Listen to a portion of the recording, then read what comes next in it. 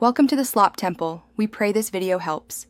You start by making sure your device is updated and Apple Music is open.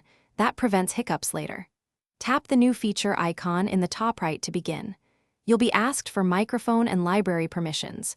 Grant them so the feature can analyze audio and access playlists. Once done, choose whether you want personalized or general suggestions. This sets the algorithm. Make sure to sign into the same Apple ID on all devices if you plan to sync settings across your phone and HomePod. You now configure the feature's core controls. Pick mood, genre, tempo, or create a custom mix to guide suggestions. Once you choose, drag songs into the queue or simply tap shuffle/play to let the feature generate a flow. You can tweak an intensity slider to favor familiar tracks or bold discoveries. Changing it trains the algorithm in real time.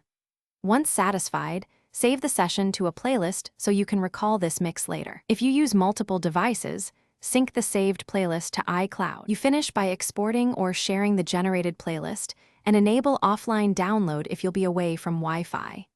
If the feature stalls, first force close Apple Music and reopen it. Make sure permissions remain enabled in settings. If playback or suggestions are wrong, reset the feature's preferences and rerun a short sample. That recalibrates recommendations.